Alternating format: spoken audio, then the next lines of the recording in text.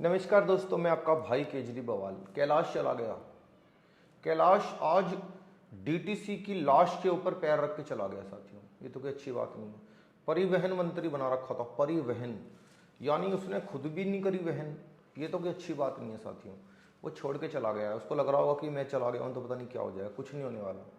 DTC ऐसे ही घाटे में चलती रहेगी, कोई फर्क नहीं पड़ता।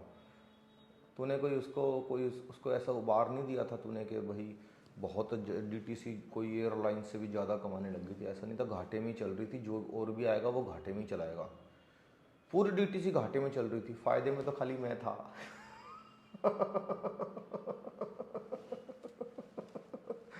फायदे में तो खाली मैं था, सब कुछ घाटे में चल रहा था। तू चला जा या मत चला जा, क्या फ़र्क पड़ता है।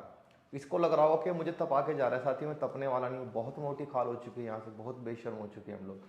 कोई फ़र्क नहीं पड़ता। अब तो ये कहेगा ही, ये तो कहेगा ही कि ऐसा था वैसा था, ये था फलाना था ढिम। मैंने कितनी इज्जत दी साथियों इसको इतनी इज्जत दी है मैंने। लेफ्ट साइड में दिल पे हाथ रख कर टेढ़ी उंगली के साथ बता रहा हूँ, मैंने इसको इतनी इज्जत दी है। हर बस के ऊपर, दिल्ली वालों ने देखा होगा, दिल्ली वाले जानते हैं, हर बस के पीछे इसका फोटो था और मेरा फोटो था। दो ही लोगों का फोटो था, बल्कि इसका इज्जत से था। इसका ऐसे फोटो आता था, ऐसे करके, ऐसे बड़ा, और मेरा वही,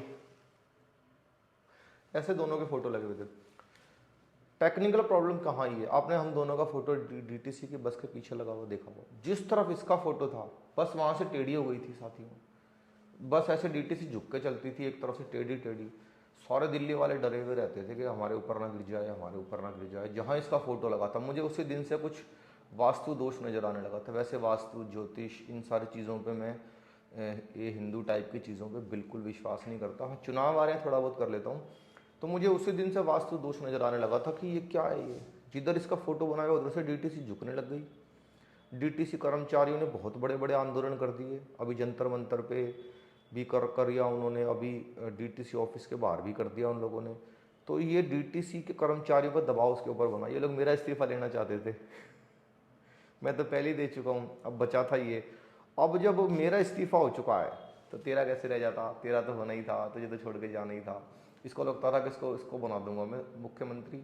ऐसे नहीं बनता, हमारी पार्टी में ड्रामा करना पड़ता है। आतिशी से अच्छी ड्रामेबाज है, उसको बना दिया। सो सिंपल, कोई रॉकेट साइंस नहीं है। मनीष का फिजिक्स है इसके अंदर, सीधा सीधा। मनीष 6 बजे उठ जाता है, 7 बजे सीबीआई आ जाती है। आप लोग तो दिल्ली वाले सब जानते ही हैं। अब इसको लगने लग गया कि मुझे सीएम नहीं बनाया, मुझे ये नहीं बनाया, मुझे वो नहीं बनाया। डीटीसी दे दी, वो भी घाटे में चला दी। नाम तो मेरा खराब हो गया। अब साथियों करना क्या है, कोई टेंशन लेने की जरूरत नहीं है। कोई फर्क नहीं पड़ता। इसके पास कोई वोट भी नहीं थे, कुछ नहीं था इसके पास। जो कुछ है मेरे पास है। मेरे चेहरे पे लड़ा जाना है, मेरी चेहरे पे लड़ा जाना है। सब कुछ घाटे में चल रहा है, सब कुछ भी नहीं बताया। हम लोग तो कमा गए हजारों हजारों करोड़ रुपए, डीटीसी को घाटे में छोड़ के चला गया है ये तो अच्छी बात नहीं है साथियों। डीटीसी बूढ़ी हो चुकी है। शीला जी ने कुछ नहीं किया, मैंने भी कुछ नहीं किया, कैलाश से तो होता ही क्या। अब ये जब सुबह खबर आई तो कुछ कुछ ऐसा ही दुख हुआ जैसे नेहरू जी के ज़माने में कैलाश उधर चला गया था चाइना में, तो हमें दुख हुआ था। सुबह सुबह तो ऐसा हुआ, लेकिन दोपहर तक मुझे समझ में आ गया कि कोई फ़र्क नहीं पड़ता है, हमें हारना तो वैसे भी है। तो साथियों, जब सब कुछ लुटना ही है, बर्बाद ही होना है, तो फिर इन लोगों के जाने से कोई फ़र्क नहीं पड़ता। और ये सारा दिन मीडिया में चलाएंगे, कैलाश छोड़ के चला गया, कैलाश छोड़ के चला गया। कोई छोड़ के नहीं गया है, उसको भगाया गया है। उसको पैसा नहीं बच रहा था डीटीसी के अंदर। मोटा महकमा चाहता था वो। मोटा मैंने और मनीष ने, संजय गंजे दोनों ने रख लिया।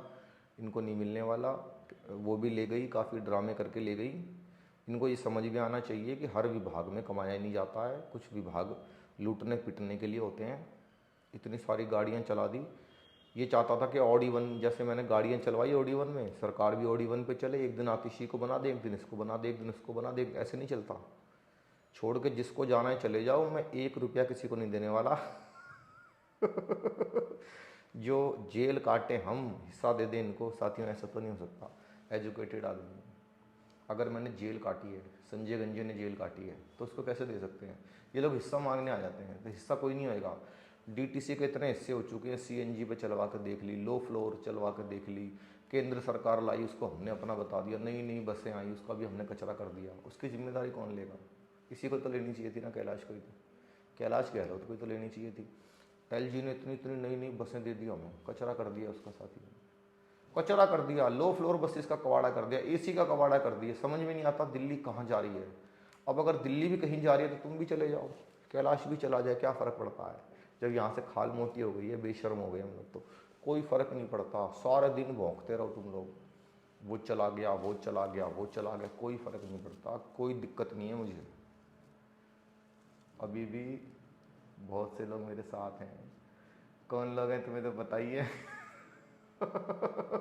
अब के चुनाव में देखना रोहिंग्याओं की पावर, चुनाव में दिखाऊंगा तुम्हें बांग्लादेशियों की पावर। असली पावर तो वो है दिल्ली के अंदर। ये क्या है, कैलाश चला गया, वो आनंद चला गया, वो चला गया, उससे कोई फ़र्क नहीं पड़ता। असली पावर मेरे पास है, बांग्लादेशियों की पावर है, रोहिंग्याओं की पावर है, वक्फ बोर्ड की पावर मेरे पास है। धन्यवाद दोस्तों, मैं आपका बेटा हूँ, मैं आपका भाई हूँ।